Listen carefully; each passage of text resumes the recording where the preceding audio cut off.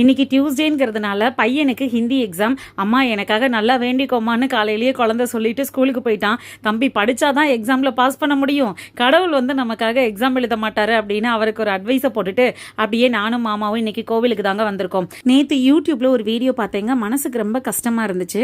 நல்ல ஒரு படிச்ச பொண்ணு, முதல் கணவர் கூட ஏதோ பிரச்சனைங்கிறதுனால இரண்டாவது கணவரை திருமணம் செஞ்சிருக்காங்க. அதுவுமே இல்லீகல் அப்படி இப்படின்னு சொல்றாங்க. ஏற்கனவே அவருக்கு திருமணமாகி குழந்தைகள் இருக்கு அப்படின்னு.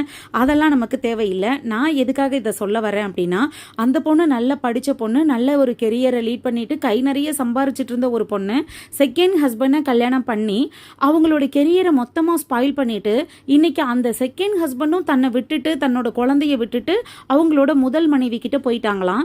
இன்னைக்கு தன்னோட கையில் ₹1 காசு கூட இல்லாமல் என் அம்மா அப்பாவை எதிர்பார்த்து நான் வாழ்ந்துட்டு இருக்கேன் அப்படின்னு ரொம்ப கஷ்டப்பட்டு அந்த பொண்ணு இன்டர்வியூ கொடுத்துருந்தாங்க. பார்க்கும்போதே மனசுக்கு கஷ்டமா இருந்துச்சு. என்னடா பெண்கள் படிக்காதவங்களா இருந்தாலும் ஒரு வடக்கடை இட்லி கடை போட்டு கூட தன்னோட குடும்பத்துக்காக கஷ்டப்பட்டு வாழ்ந்துட்டு இருக்கும்போது படிச்ச பெண்கள் ஏன் இவ்வளோ முட்டாள்தனமா இருக்காங்க அப்படின்னு நினைக்கும் போது ரொம்ப கஷ்டமாவே இருந்துச்சு. என்ன பொறுத்தளவில் தான் ஹஸ்பண்ட் மாசம் 4 லட்சம் 5 லட்சம் சம்பளம் வாங்கக்கூடிய பெரிய ஆளாக இருந்தாலும் தான் கையில இருந்து தன்னோட வருமானத்துல கிடைக்கக்கூடிய ஒரு ₹10 நமக்கு பெருசு அப்படின்னு மாறுதட்டி சொல்லணுங்க.